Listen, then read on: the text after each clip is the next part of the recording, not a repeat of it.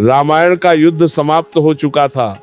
रावण का वध कर और लंका पर विजय पाकर भगवान राम ने अयोध्या पर 11,000 वर्षों तक शासन किया। उनके राज्य में न कोई बीमार था, न कोई दुखी। इसे ही इतिहास में राम राज्य के नाम से जाना गया। लेकिन समय का चक्र कभी नहीं रुकता। एक दिन अयोध्या के राजमहल के द्वार पर एक अत्यंत तेजस्वी और वृद्ध मुनि पधारे। उनकी आंखों में अपार तेज था। उन्होंने द्वारपाल से कहा कि उन्हें महाराज राम से तुरंत एक गुप्त भेंट करनी है। जब वे मुनि राम जी के सम्मुख पहुंचे तो उन्होंने अपना असली परिचय दिया।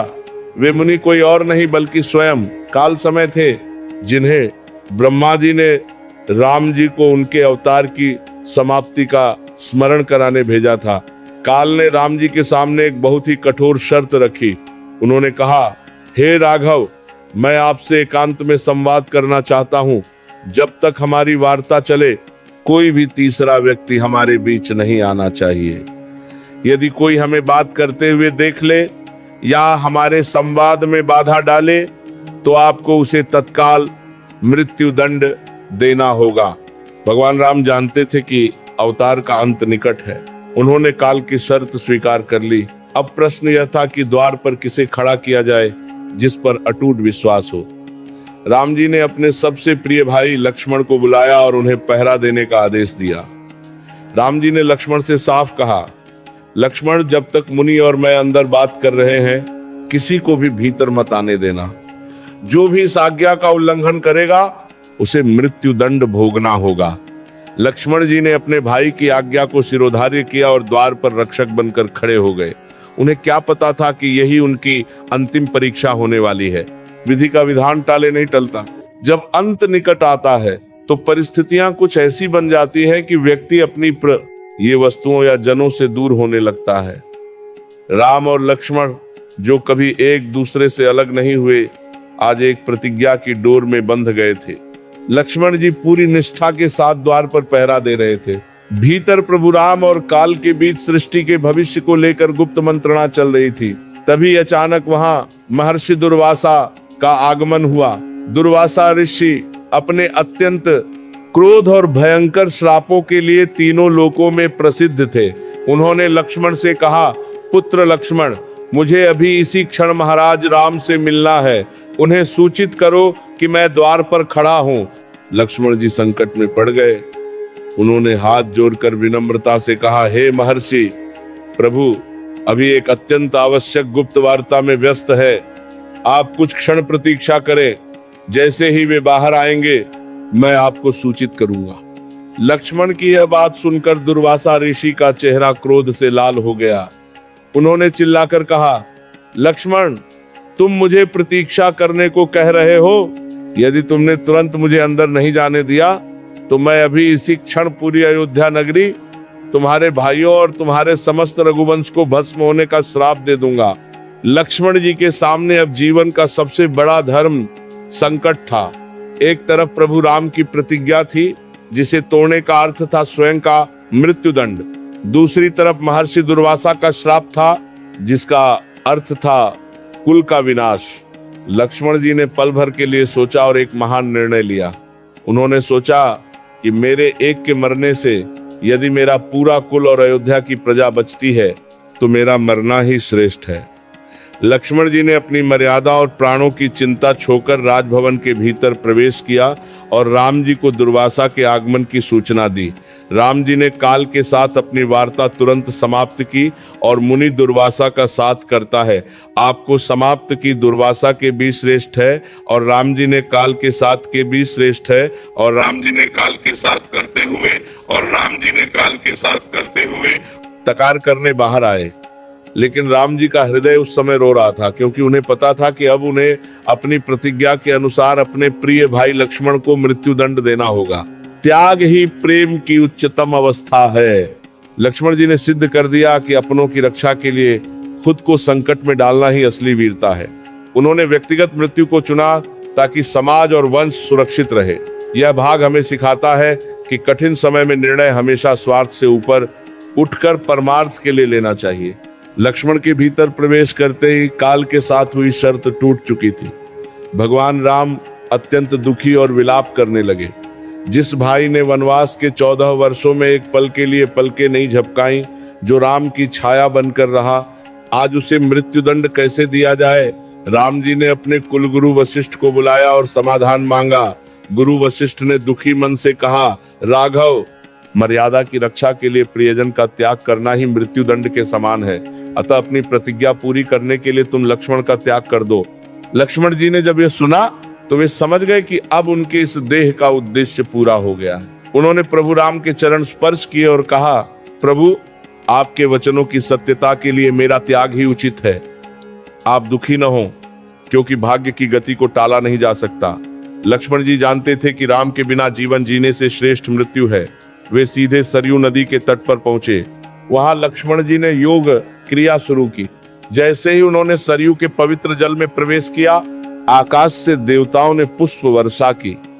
तभी एक चमत्कार हुआ। लक्ष्मण जी का मानवीय शरीर लुप्त हो गया और वे अपने वास्तविक स्वरूप शेषनाग में परिवर्तित हो गए। हजारों फनों वाले स्वर्णिम शेषनाग को स्वयं इंद्र और देवता ससम्मुख वैकुंठ लोक ले गए। अयोध्या की सड़कों पर सन्नाटा पसर गया। राम जी ने अपनी शक्ति और अपना सबसे अटूट स्तंभ खो दिया था। अब प्रभु अकेले थे और उनका वैकुंठ प्रस्थान का समय भी निकट आ गया था। सत्य और वचन की रक्षा के लिए सबसे प्रिय वस्तु का त्याग भी करना पड़ता है। लक्ष्मण जी का यह बलिदान हमें सिखाता है कि कर्तव्य की राह कभी आसान नहीं होती। प्रभु राम ने अपनी प्रतिज्ञा निभाई और लक्ष्मण ने अपने समर्पण को सिद्ध किया। यह भाग हमें सिखाता है कि जो महान होते हैं वे नियमों की मर्यादा के लिए खुद को मिटाने से भी पीछे नहीं हटते। जब लक्ष्मण जी ने सरयू में समाधि ले ली तो अयोध्या के राजमहल में एक गहरा सन्नाटा पसर गया। प्रभु राम की आंखों में आंसू थे, लेकिन उनके चेहरे पर एक अजीब सी शांति थी। तभी भरत और शत्रुघ्न दौड़ते हुए राम जी के पास आए। भरत जी, जो बचपन से ही राम जी के चरणों की धूल बनकर रहे थे, प्रभु के पैरों में गिर पड़े।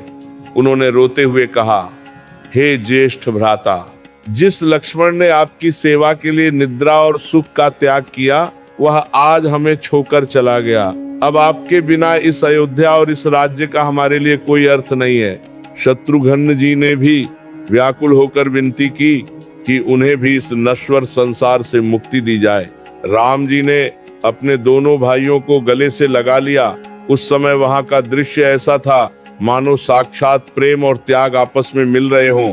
राम जी ने भरत से कहा, भरत, विचलित न हो। जो कार्य शेषनाग लक्ष्मण ने किया है वही मार्ग अब हम सबको चुनना है। हमारा अवतार कार्य अब समाप्त हुआ। भरत और शत्रुघ्न ने उसी क्षण निश्चय किया कि वे प्रभु राम के बिना एक क्षण भी जीवित नहीं रहेंगे।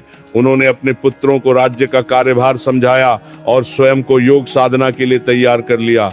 यह वह क्षण था जब रघुवंश के 4 स्वयं की शुरू करने के लिए बर्रंते शुरू करने के लिए तैयार कर लिया। यह वह क्षण था जब रघुवंश के 4 स्वयं की शुरू करने के लिए यहाँ तो रघुवंश ने के लिए तैयार कर लिया। यहाँ तो रघुवंश के 4 स्वयं की शुरू करने के लिए तंबों में से एक ढह चुका था और बाकी 3 ढहने की तैयारी में थे। पूरी अयोध्या यह देखकर स्तंभित थी कि कैसे ये भाई सुख संपत्ति को ठोकर मारकर मृत्यु को गले लगाने की तैयारी कर रहे थे। चारों भाइयों का यह प्रेम ही रामायण की असली शक्ति है, जो हमें सिखाता है कि परिवार और भाइयों का प्रेम दुनिया के किसी भी सिंहासन से कहीं बढ़कर है। लक्ष्मण जी के प्रस्थान के बाद अब भगवान राम के वैकुंठ लौटने का समय आ चुका था, लेकिन एक बहुत बड़ी बाधा थी, महाबली हनुमान। हनुमान जी साक्षात भगवान शिव के अवतार थे और प्रभु राम के अनन्य भक्त। जब तक हनुमान जी अयोध्या में उपस्थित थे, यमराज काल की इतनी हिम्मत नहीं थी कि वे प्रभु राम के पास फटक भी सके। हनुमान जी की भक्ति और उनकी सुरक्षा का घेरा इतना अभेद्य था कि काल भी उनके सामने थर थर कांपता था। भगवान राम जानते थे कि जब तक हनुमान सामने रहेंगे वे इस नश्वर संसार को नहीं छोड़ पाएंगे। इसीलिए उन्होंने एक माया रची। प्रभु ने अपनी उंगली से एक अत्यंत कीमती अंगूठी नीचे गिरा दी। वह अंगूठी फर्श की एक दरार में जाकर समा गई। राम जी ने हनुमान से कहा, हे पवन पुत्र, मेरी प्रिय अंगूठी उस दरार में गिर गई है, क्या आप उसे ला सकते हैं? हनुमान जी ने तुरंत सूक्ष्म रूप धारण किया और उस दरार के भीतर प्रवेश कर गए। वह दरार कोई साधारण छेद नहीं था, बल्कि वह सीधे पाताल लोक का द्वार था। वहां पहुंचकर हनुमान जी ने देखा कि हजारों अंगूठियों का एक विशाल ढेर लगा है। तभी वहां नागराज का आगमन हुआ। हनुमान जी को असमंजस में देखकर नागराज मुस्कुराए और बोले, हे वीर हनुमान, आप विचलित न हो। यहाँ रखी हर अंगूठी प्रभु राम की ही है। जब त्रेतायुग का अंत होता है, प्रभु अपनी अंगूठी इसी तरह नीचे गिराते हैं ताकि आप उसे ढूंढते हुए यहाँ आ सकें और ऊपर अयोध्या में वे अपनी लीला समाप्त कर वैकुंठ प्रस्थान कर सकें। हनुमान जी को क्षण भर में समझ आ गया कि ये सब प्रभु की लीला है। वे समझ गए कि अब राम जी के जाने का समय निश्चित हो चुका है और वे इसमें बाधा नहीं बन सकते। भक्ति कितनी भी बटी हो, ईश्वरीय विधान को नहीं बदल सकती। हनुमान जी की शक्ति अपार थी, लेकिन प्रभु ने उन्हें सिखाया कि संसार में जो आया है उसे एक दिन जाना ही है। ये भाग हमें सिखाता है कि मोह और ममता कभी कभी आत्मा की उन्नति के मार्ग में बाधा बन जाते हैं और ईश्वर स्वयं हमें उन बंधनों से मुक्त करते हैं। लक्ष्मण के जाने और हनुमान जी को पाताल भेजने के बाद भगवान राम ने जान लिया कि अब एक क्षण भी रुकना शेष नहीं है। उन्होंने अपने पुत्रों लव और कुश का राज्याभिषेक किया और उन्हें उत्तर और दक्षिण कौशल का राज्य सौंप दिया। राम जी ने जब राजसी वस्त्रों का त्याग कर साधारण रेशमी वस्त्र धारण किए तो पूरी अयोध्या को आभास हो गया कि उनका स्वामी, उनका पिता उन्हें सदा के लिए छोड़कर जा रहा है। प्रभु राम राजभवन से बाहर निकले और नंगे पैर सरयू नदी की ओर बढ़ने लगे। उनके पीछे उनके भाई भरत और शत्रुघ्न भी चल रहे थे। लेकिन सबसे भावुक दृश्य तब था जब अयोध्या की समस्त प्रजा, बूढ़े, बच्चे, पुरुष और महिलाएं अपने घरों को खुला छोड़कर अपनी संपत्ति को त्याग कर राम जी के पीछे चलने लगी। यहाँ तक कि पशु, पक्षी और अयोध्या के जड़ पत्थर भी उस दिन विलाप कर रहे थे। राम जी ने मुख कर अपनी प्रजा की ओर देखा। उनकी आंखों में करुणा थी। अयोध्या वासियों ने कहा, हे राघव, जहां आप होंगे वहीं हमारी अयोध्या होगी। आपके बिना यह नगर हमारे लिए शमशान के समान है। राम जी ने अपनी प्रजा का यह अटूट प्रेम देखा और उन्हें भी अपने साथ चलने की अनुमति दे दी। ऐसा दृश्य न पहले कभी देखा गया था और न कभी देखा जाएगा, जहां एक राजा के साथ उसकी पूरी प्रजा वैकुंठ जाने के लिए तैयार खड़ी थी। सरयू का तट उस दिन केवल एक नदी का किनारा नहीं, बल्कि धरती और स्वर्ग के बीच का सेतु बन गया था। प्रेम और निष्ठा ही जीवन की असली कमाई है। प्रभु राम ने 11 शून्य वर्षों में सोना चांदी नहीं, बल्कि अपनी प्रजा का हृदय जीता था। यह भाग हमें सिखाता है कि जब इंसान दुनिया छोड़ता है तो उसके साथ केवल उसका व्यवहार और उसके प्रति लोगों का प्रेम ही जाता है। एक आदर्श राजा वही है जिसके जाने पर पूरी सृष्टि रोए। भगवान राम सरयू नदी के तट पर पहुंच चुके थे। उनके पीछे भाई भरत, शत्रुघ्न और अयोध्या की अपार भी खेड़ी थी। हवाएं थम गई थी और देवता स्वर्ग से इस ऐतिहासिक पल को निहार रहे थे। राम जी ने धीरे धीरे शीतल सरयू के जल में अपने चरण रखे। जैसे ही जल उनके घुटनों तक पहुंचा, आकाश अचानक दिव्य रोशनी से जगमगा उठा। स्वयं सृष्टि के रचयिता ब्रह्मा जी अपने सभी देवताओं और गंधर्वों के साथ वहां प्रकट हुए। ब्रह्मा जी ने हाथ जोड़कर स्तुति की और कहा, हे विष्णु स्वरूप राघव, आपका अवतार कार्य पूर्ण हुआ। आपने रावण का संहार कर धर्म की स्थापना की और मनुष्यों को मर्यादा का मार्ग दिखाया। अब आपके वैकुंठ लौटने का समय आ गया है। हे प्रभु, आप जिस भी स्वरूप में चाहे, विष्णु रूप में या अपने शाश्वत आकाश रूप में वापस पधारें। ब्रह्मा जी की स्तुति सुनकर राम जी ने मंद मुस्कान के साथ अपनी प्रजा की ओर देखा। प्रभु राम ने जल में प्रवेश करने से पहले एक अंतिम बार अपनी प्रजा को आशीष दिया। जैसे ही राम जी ने जल में डुबकी लगाई, उनका नश्वर शरीर लुप्त हो गया और वह दिव्य प्रकाश के एक पुंज में बदल गया।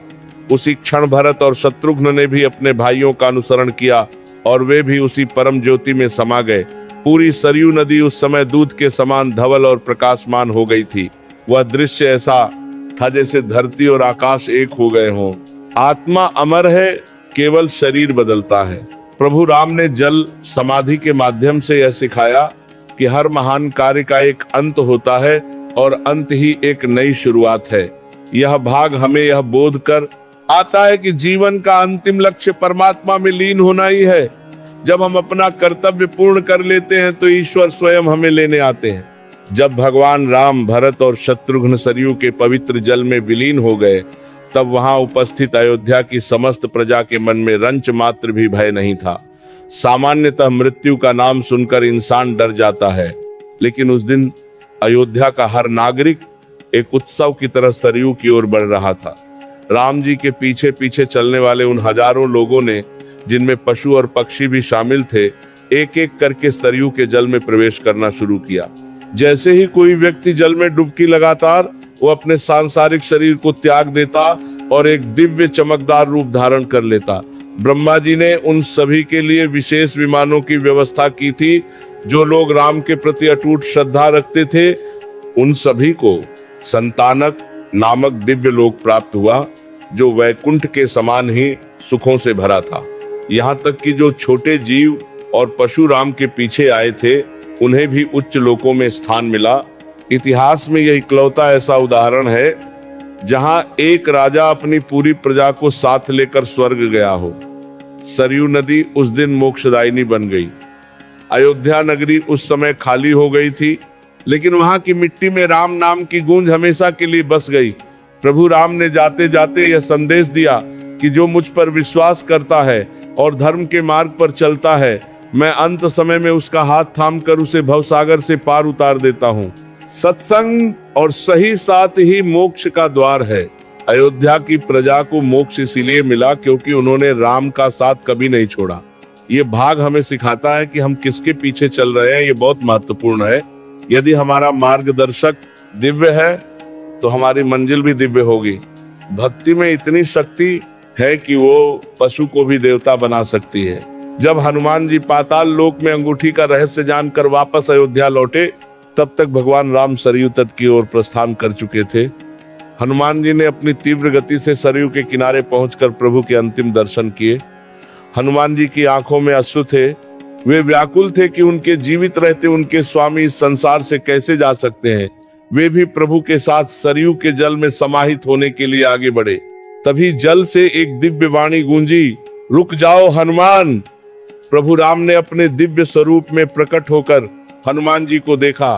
हनुमान जी ने रोते हुए कहा, प्रभु आपके बिना मेरा इस संसार में क्या काम, मुझे भी अपने साथ वैकुंठ ले चलिए।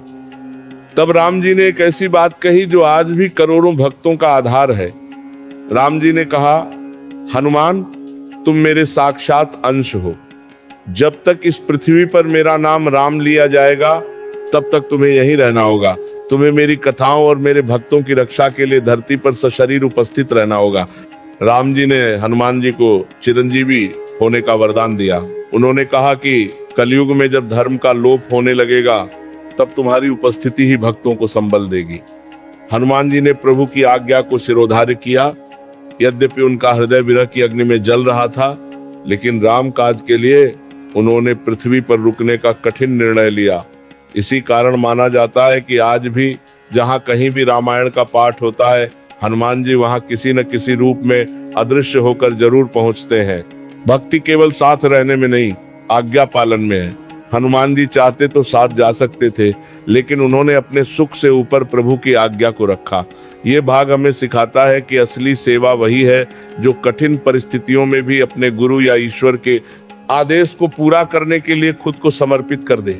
जब भगवान राम सरयू की गोद में विलीन होने की तैयारी कर रहे थे, तब उनके साथ केवल अयोध्या की प्रजा ही नहीं, बल्कि वे सभी दिव्य आत्माएं भी थीं, जिन्होंने धर्म युद्ध में उनका साथ दिया था। सुग्रीव, अंगद और वानर सेना के प्रमुख योद्धा भी प्रभु के साथ वैकुंठ जाने के लिए तैयार थे। राम जी ने उन सबको भी सरयू के पावन जल के माध्यम से दिव्य शरीर प्रदान किया और अपने साथ ले गए। लेकिन दो विशेष व्यक्तित्व ऐसे थे जिनके लिए राम जी ने अलग विधान रचा था। पहले थे विभीषण। विभीषण ने प्रभु के चरणों में स्थान मांगा, लेकिन राम जी ने उन्हें आदेश दिया, विभीषण तुम लंका वापस जाओ और वहां धर्म का राज स्थापित करो। तुम्हें तब तक जीवित रहना है जब तक सूर्य और चंद्रमा इस आकाश में चमक रहे हैं। राम जी ने विभीषण को भी चिरंजीवी बनाया ताकि वे युगों युगों तक धर्म के प्रतीक बने रहें। दूसरे थे कि अक्षराज जामवंत। जामवंत जी की आयु बहुत अधिक थी और वे त्रेतायुग से भी पहले के थे।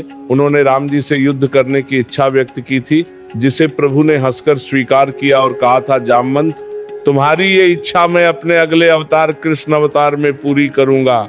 इसलिए जामवंत जी को भी द्वापर युग के अंत तक पृथ्वी पर रुकने का आदेश मिला।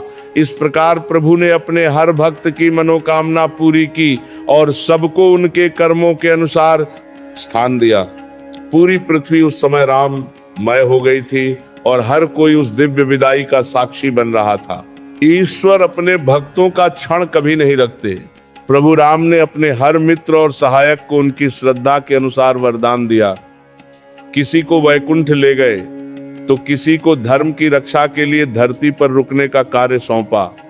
यह भाग हमें सिखाता है कि यदि हम निष्काम भाव से ईश्वर की सेवा के रखते हैं तो वे हमारी हर इच्छा और हमारे भविष्य का ध्यान स्वयं रखते हैं। जैसे ही प्रभु राम ने सरयू की जल समाधि पूर्ण की, वे अपने चतुर्भुज रूप भगवान विष्णु में परिवर्तित हो गए। आकाश में दुदुम्बियां बजने लगी और समस्त देवी देवताओं ने पुष्पों की वर्षा की। वैकुंठ लोक में मां लक्ष्मी ने उनका स्वागत किया। जो आत्माएं अयोध्या से उनके साथ आई थीं, वे सभी मुक्त होकर परम आनंद को प्राप्त हुई।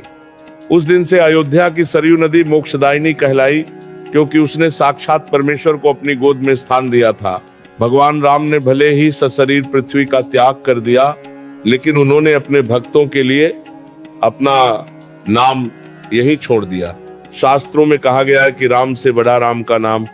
त्रेतायुग समाप्त हुआ, द्वापर आया और अब कलयुग चल रहा है, लेकिन राम की मर्यादा और उनके आदर्श आज भी जीवित हैं। हनुमान जी आज भी गंधमादन पर्वत या जहां कहीं भी राम कथा होती है, वहां उपस्थित रहकर राम नाम की रक्षा कर रहे हैं। लक्ष्मण जी शेषनाग के रूप में पृथ्वी का भार उठाए हुए हैं और विभीषण धर्म का संदेश फैला रहे हैं। ये महा गाथा हमें सिखाती है कि मृत्यु केवल शरीर का अंत है, आत्मा का नहीं। भगवान राम का जीवन हमें मर्यादा में रहना सिखाता है और उनका प्रस्थान हमें सिखाता है कि मोह का त्याग कर परमात्मा में विलीन होना ही जीवन की अंतिम सफलता है। आज भी जो भक्त सच्चे मन से राम नाम का स्मरण करता है, उसे वही परम गति प्राप्त होती है जो अयोध्या वासियों को मिली थी। इस कथा का श्रवण मात्र ही मनुष्य के पापों का नाश कर उसे शांति प्रदान करता है।